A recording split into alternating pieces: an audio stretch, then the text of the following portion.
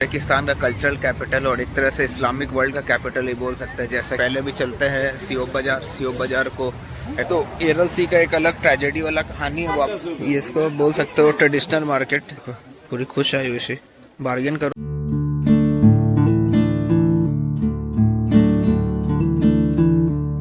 So welcome back guys, स्वागत है एक नए व्लॉग में। तो अभी है हम लोग समरकंद में, जो कि उज़्बेकिस्तान का कल्चरल कैपिटल और एक तरह से इस्लामिक वर्ल्ड का कैपिटल ही बोल सकते हैं। जैसा कि यहाँ सामने बोर्ड पे भी लिखा है, ये देखो यहाँ बोर्ड पे लिखा है cultural capital of Islamic world Samarkand. और इस साइड है रेगिस्तान स्क्वायर। इसका मैंने व्लॉग लास्ट व्लॉग में ही इसका दिखाया है, अगर आपने नहीं देखा है तो प्लीज़ उसे चेकआउट करो। और आज के व्लॉग में हम लोग चल रहे हैं यहाँ का फेमस मार्केट जिसका नाम है सियोब बाज़ार। सियोब बाज़ार बोलते हैं ना, हाँ सियोब बाज़ार। तो इधर से वॉक पे से चलते हुए जा रहे हैं, 1 किलोमीटर का डिस्टेंस दिखा रहा है, तो चलते हैं पैदल। अगर थक गए तो फिर आने टाइम कैब ले लेंगे। हम लोगों ने अपना लगेज फ़िलहाल अपने एयरबीएनबी पे ही छोड़ दिया है। हम लोग ये डिसाइड किए कि पहले भी चलते हैं सियोब बाज़ार को एक्सप्लोर करते हैं, कुछ ड्राई फ्रूट्स वगैरह वहाँ से लेते हैं, देखते हैं और क्या क्या नया देखने को मिलता है। और फिर वापस आएंगे और यहाँ से अपना लगेज उठाएंगे और फिर हम लोग निकलेंगे यहाँ से, बस लेंगे बुखारा के लिए। बुखारा है ना, हाँ यहाँ से बस लेंगे बुखारा के लिए, जो कि लगेंगे 4 घंटे के आसपास। बुखारा हम लोग क्यों जा रहे हैं, क्योंकि हम लोगों ने ट्रेन बुक किया आज रात का यहाँ से कुंगरात के लिए, जो कि आखिरी स्टेशन है वेस्टर्न उज़्बेकिस्तान का। वहाँ तक मतलब ट्रेन जाती है, उसके आगे ट्रेन नहीं जाती। और वहाँ तक हम लोग क्यों जा रहे हैं, क्योंकि हमें जाना है एरल सी। तो एरल सी का एक अलग ट्रेजेडी वाला कहानी है, वो आपको आने वाले ब्लॉग में पता चलेगा। वो सी बिल्कुल सूख चुका है, तो वो सब आपको देखने को मिलेगा। तो अगर आपने, फिर से बता रहा हूँ, अगर ये पूरा सीरीज़ नहीं देखा है, इधर है हाँ, तो अगर आपने ये पूरा सीरीज़ नहीं देखा है तो प्लीज़ इसे ज़रूर देखो, बहुत ही इन्फॉर्मेटिव है। और आगे बहुत ज़्यादा इंटरेस्टिंग ब्लॉग्स आने वाले हैं। ऐसे ऐसे जगह हम लोग जाने वाले हैं जहाँ पे बहुत कम इंडियंस गए इंडियंस बहुत कम गए। एरल सी वगैरह बहुत कम लोग जाते हैं। बहुत लोगों को पता ही नहीं कि एक सी भी है जो सूख चुका है, डेजर्ट बन चुका है। और ये कोई हज़ारों साल पहले नहीं हुआ था, ये आज का बात है, 50-60 साल के अंदर का बात है। और ये ह्यूमंस की गलती से हुआ था। तो ये आपको आने वाले व्लॉग्स में पता चलेगा। तो चलो खैर, अभी सियोब बाज़ार चलते हैं, आपको सियोब बाज़ार दिखाते हैं। फिर आगे का तो आगे आपको व्लॉग्स में पता चलेगा क्या क्या होने वाला है। तो ये आ गए हैं सियोब बाज़ार के एंट्रेंस पे। और यहाँ भी पीछे ये मकबरा टाइप का है। मकबरा बोल सकते क्या इसको आयुष्य? नहीं, आयुष्य का नहीं, मकबरा नहीं, खैर जो भी है, यह आर्किटेक्चर जो भी है उसके सामने ये सियोब बाज़ार है। तो अंदर देखते हैं मार्केट में क्या क्या है। ये इसको बोल सकते हो ट्रेडिशनल मार्केट, जहाँ पे पुरानी चीज़ें, सोवेनियर्स, ड्राई फ्रूट्स और वगैरह वगैरह मिलते हैं। ये आपको आगे ब्लॉग में पता चलेगा क्या क्या यहाँ पे यूनिक चीज़ें हैं, क्या क्या नई चीज़ें हैं और क्या क्या प्राइस है। तो ये देखो ये सोवेनियर्स वगैरह यहाँ पे। ये है रेगिस्तान स्क्वायर।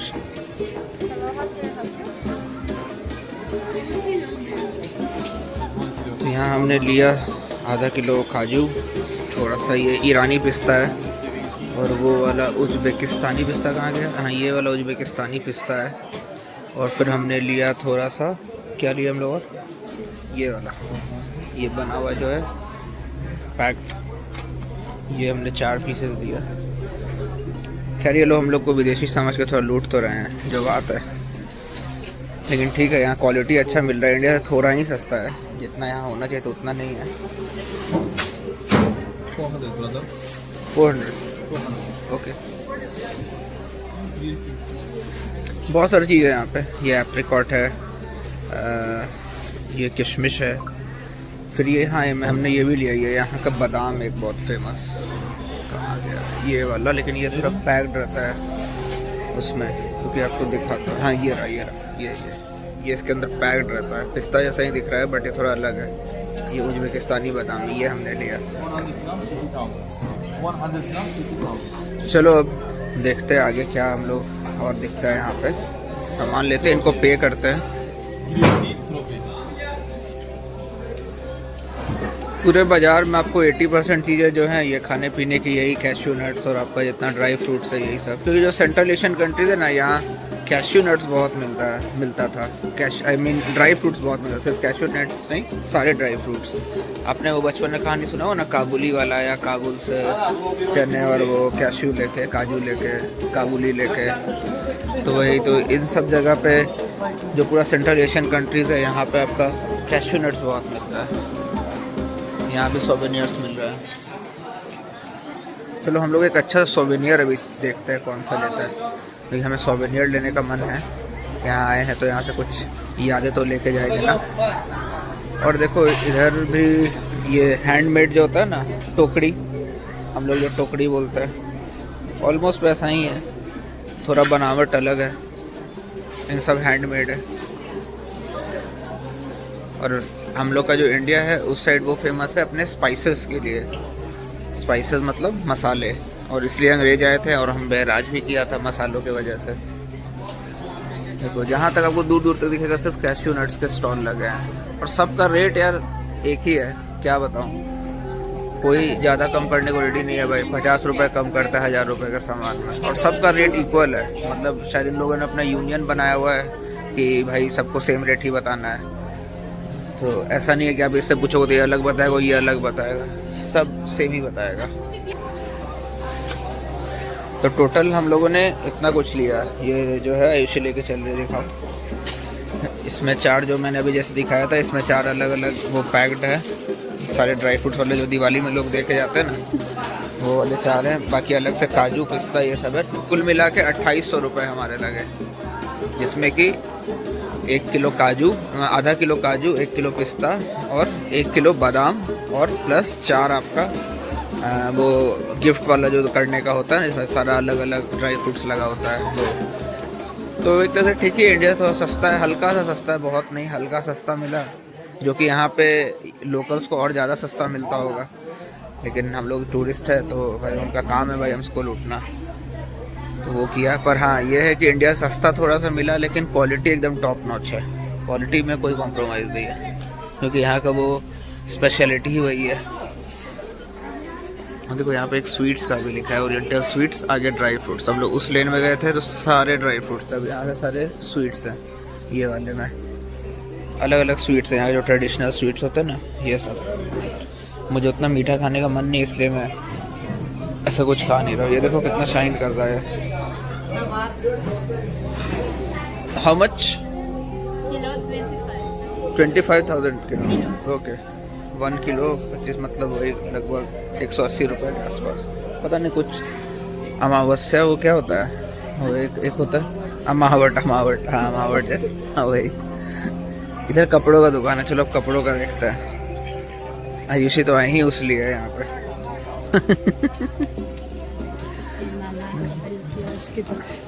ये सब शॉप है ना, सब चीज़ वुलन का मिलता है यहाँ के ट्रेडिशनल वाले स्टाइल में। ठंड बहुत ज़्यादा पड़ता है ना, एकदम फड़ वाला ये सब है, मोटा मोटा। यहाँ पे पूरे शॉप में आपको देखोगे तो सब वुलन चीज़ें हैं। बैग भी थोड़ा सा, बैग तो वुलन नहीं है, लेकिन हाँ इससे बना हुआ जो ये सब वूल का ही है। ये क्या है? अच्छा, कितने का है?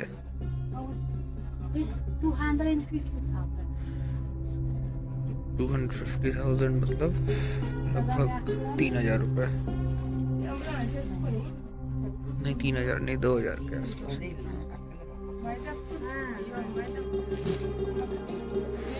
बाकी कुछ शॉप्स बाहर भी हैं, लोकल मार्केट बिल्कुल। उधर ड्राई फ्रूट, इधर आपका कपड़ों का दुकान।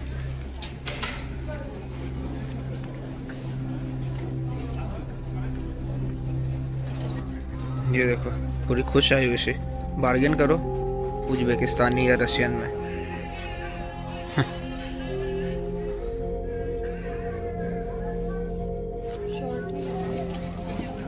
तो हम लोगों ने ये वाला सोवेनियर लिया यहाँ के 40,000 में, जो कि करीब हुए 300 रुपये। एक बार फिर से देख लो कौन सा है।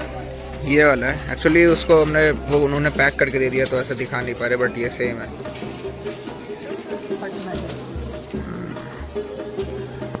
देखो ये है। बाकी तो यहाँ धूप बहुत तेज़ हो गया है यार। सोच रहे अब निकलते हैं क्योंकि हम लोग को बस भी लेना है बुखारा के लिए, और बुखारा से फिर हमारा ट्रेन है, तो चलते हैं बाहर। और देखो ये शॉल वॉल भी इधर मिलता है, बहुत सारा शॉल है या चादर पता नहीं क्या है, जो भी है।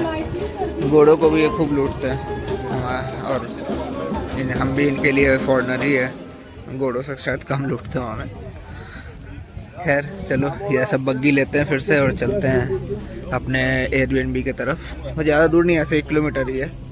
फिर वहाँ से सामान उठाएंगे और चलेंगे बस स्टेशन की तरफ। आ गए हम लोग अपना सारा सामान लेके नीचे अपने कमरे से। अब वेट कर रहे टैक्सी का। कितना देर दिखा रहा है इसमें? 1 मिनट दिखा रहा है। ये इंडेक्स इधर से आएगी। और ये सामने राजस्थान स्क्वायर, लास्ट ब्लॉग मैंने दिखाया है। अगर आपने नहीं देखा है तो प्लीज़ चेकआउट कर लेना। इसका रात का व्यू भी दिखाया मैंने। इधर सारे क्या है टैक्सी का नंबर? 201। ये तो नहीं है।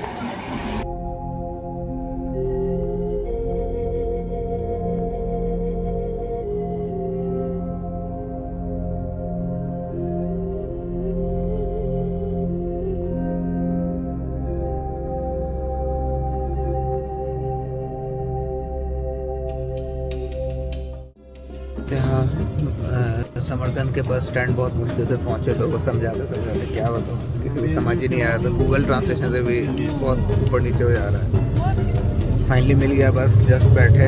और बस का फेयर है लगभग 500 रुपये एक आदमी का। हम लोगों ने सामान रखा है और निकल गए यहाँ बुखारा के लिए, यहाँ के बस स्टैंड से। और बस पे जो लिखा भी था ना, वो भी हम लोग समझ नहीं आ रहा था कि क्या है नहीं। हम लोग उसको फिर ट्रांसलेट करके फाइनली समझे कि हाँ ये बस बुखारा लिखा लगा था ना, इस वजह से। खैर चलो अभी आगे रास्ते में जो नज़ारा दिखता है वो दिखाता है।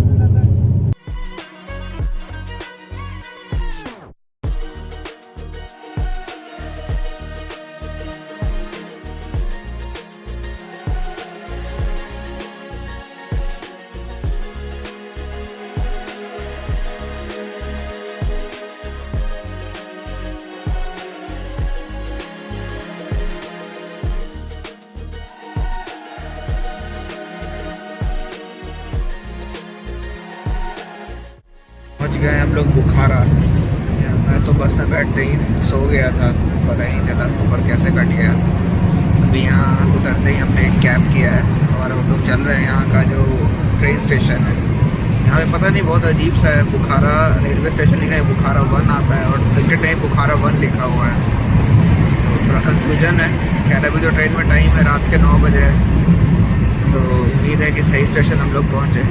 और मेन दिक्कत ये है कि यहाँ पे लैंग्वेज नहीं आता ना किसी को, हमारा लैंग्वेज ना इंग्लिश ना हिंदी, तो बहुत ज़्यादा समझाने में दिक्कत हो जाता है। मतलब पढ़ने भी नहीं आता तो कैसे पढ़ाएं, क्या समझाएं, बहुत ज़्यादा मतलब समझाना एक बहुत बड़ा टास्क है। तो कोई भी आ रहा है तो एक अच्छा ट्रांसलेटर ऐप में डाउनलोड करके आना, ताकि यहाँ पे ट्रांसलेट करने में ईजी हो। हम लोग तो गूगल से करते हैं, काम चलाऊ पर हो जाता है जो काम रहता है, लेकिन गूगल पे आप पूरा भरोसा नहीं कर सकते। अच्छा ट्रांसलेटर ज़रूर डाउनलोड कर लेना कोई ऐप हो तो। खैर चलो अब आपको थोड़ा बुखारा भी दिखा देते हैं कैसा दिखता है।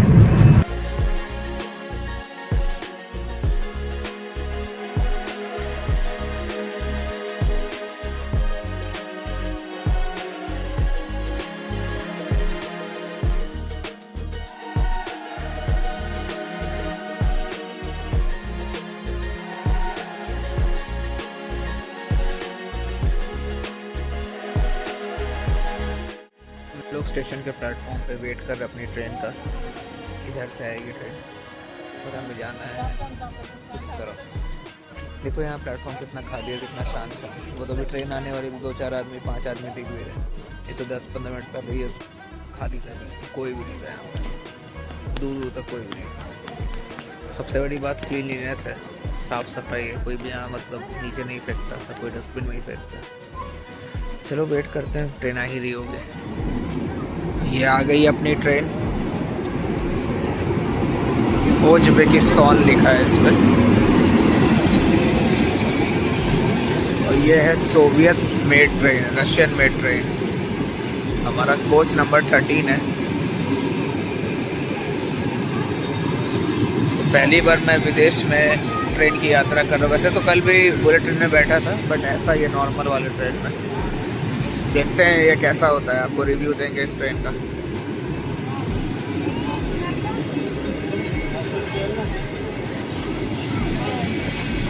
चलिए चलते हैं अंदर, बैठते हैं अभी ट्रेन में। गुड मॉर्निंग, सुबह हो गई है।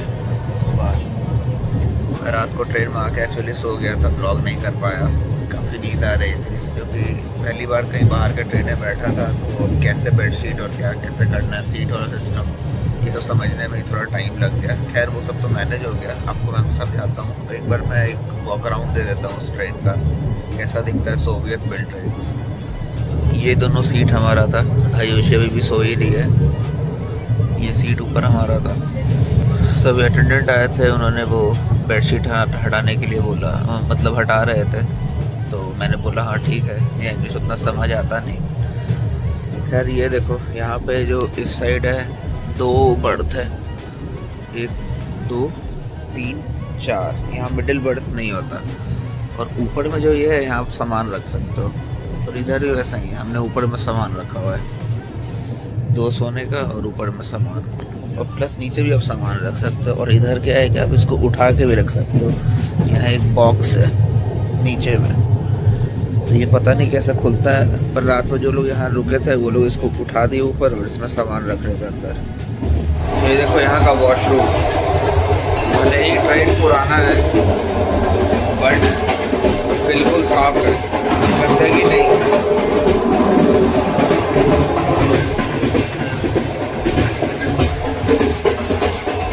स्पेशियस भी है, बाथरूम काफ़ी स्पेशियस है। और यहाँ पे आपको ये टैप करना पड़ता है फ्लश करने के लिए। तो मैं आपको एक चीज़ और दिखा दूँ, ये अंदर का कंपार्टमेंट है, सब लोग सोए हैं लाइन से। तो इस ट्रेन में दोनों साइड वॉशरूम नहीं होता है। यहाँ पे जैसा आप ये खोले, यहाँ पे ही 2 गेट रहेगा वॉशरूम का, 1 और 2, दिख गया। यहाँ पे ही 2 वॉशरूम है आपका। और उस साइड में वॉशरूम नहीं है, उस साइड में कूप है जो आपका फर्स्ट एसी टाइप होता है ना वो। एक चीज़ और बता दो, इस ट्रेन में आपको पानी भरने का भी सिस्टम भी है।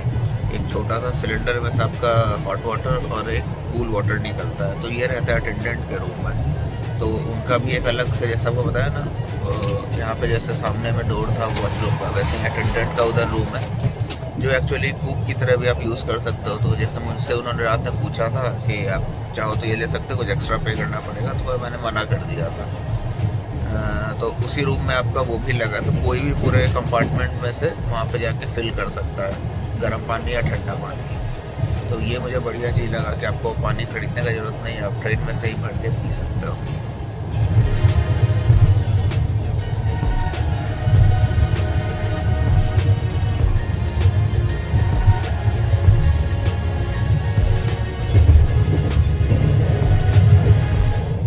ये आ गए हम लोग कुंगराद में, यही बोगी थी हमारी। यहाँ से उतरे और इधर से आए, सारा सामान इधर है। आयुषी जा रही है थोड़ा एक वो ट्रॉली लेने के लिए। और यहाँ देखो कोनिरात लिखा होता है कुंगराद को। चलो देखते हैं यहाँ से आगे का सफ़र कैसा होगा। अभी ये आखिरी स्टेशन है उज्बेकिस्तान का, यहाँ से आगे कोई ट्रेन नहीं जाती है। हमें टैक्सी से जाना पड़ेगा आपका मुनांग, और मुनांग से और 100 किलोमीटर है एराल सी का शोर। एक्चुअली पहले मुनांग तक की एराल सी था, जो कि अब सूख के 100-150 किलोमीटर पीछे चला गया है। तो हम लोग का सफ़र वहीं तक रहेगा। तो इस जर्नी को यहीं तक रखते हैं, काफ़ी लंबा व्लॉग हो गया है, कल से ट्रैवल ही कर रहे हैं। और आगे हम लोग कैसे चलेंगे और एराल सी के शोर तक पहुंच पाते हैं या नहीं, ये आपको नेक्स्ट व्लॉग में पता चलेगा। तो एडवेंचर होने वाला है काफ़ी भयानक। देखते हैं हम लोग कहाँ तक पहुंच पाते हैं या नहीं पहुंच पाते हैं, ये आपको आने वाले व्लॉग में पता चलेगा। तो बने रहिए, आपको अब आगे आने वाले व्लॉग, बहुत अच्छे व्लॉग आएंगे जिसमें आपको एराल सी का डिज़ास्टर कैसे हुआ, क्यों हुआ, ये सब पता चलेगा। ठीक है, तो चलो मिलते हैं नेक्स्ट व्लॉग में, इसको रखते हैं यहीं तक। तब तक के लिए बाय बाय। और हाँ, लाइक शेयर सब्सक्राइब जरूर कर देना।